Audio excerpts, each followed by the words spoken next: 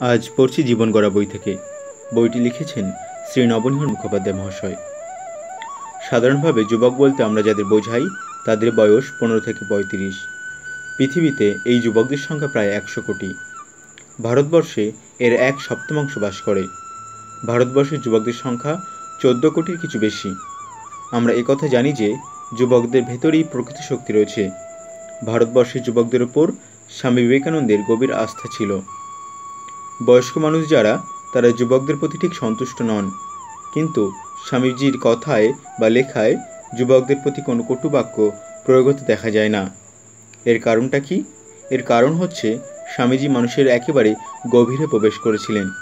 স্বামীজি দেখেছিলেন এই সমস্ত যুবকদের ভেতরেও সেই একই ব্রহ্ম বিরাজিত। সেজন্যই তিনি বলেছিলেন, সমস্ত জীবের শরীরই এক একটি মন্দির, আর জীবরূপী মন্দিরের ভেতর মানব শরীর শ্রেষ্ঠ মন্দির। সেজন্যই তো প্রতিটি জীব, বিশেষত প্রতিটি মানুষ তার কাছে ছিল পূজার বস্তু। স্বামীজি যুবকদের উদ্দেশ্য করে বলেছিলেন, তোমাদের ভবিষ্যৎ জীবনের পথ নির্ধারণ করবার এই সময়, যতদিন যৌবনের তেজ রয়েছে, যতদিন না তোমরা কর্মশ্রান্ত হচ্ছ, যতদিন তোমাদের ভেতরে যৌবনের নবীনতা ও সতেজ ভাব রয়েছে, কাজে লাগো। এই তো সময়। যদি যৌবনে আমরা আমাদের জীবনের ভবিষ্যৎ সম্পর্কে, জীবনের আদর্শ সম্পর্কে ঠিক সিদ্ধান্ত নিতে না পারি, সংকল্প গ্রহণ করতে না পারি, তাহলে আমরা আমাদের এই জীবনের সদ্ব্যবহার করতে ব্যর্থ হব। যদি আমরা আমাদের জীবনের বৃত্তিগুলিকে বহির্মুখী করে তুলি, ভোগপ্রবণ করে তুলি, তাহলে আমরা আমাদের জীবনটা ঠিক উপভোগ করতে ব্যর্থ হই।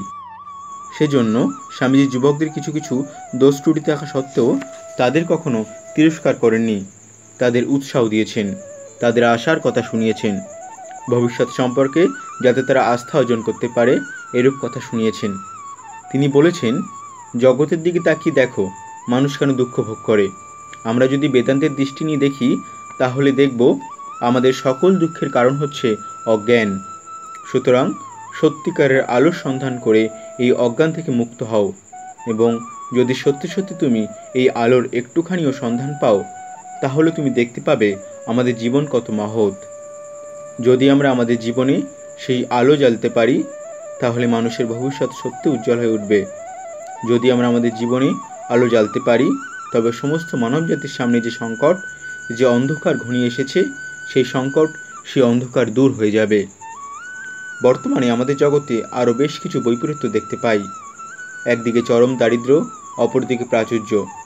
একদিকে দেখি বিজ্ঞানের অগ্রগতি, অপরদিকে দেখি সত্যিকারের প্রজ্ঞার অভাব।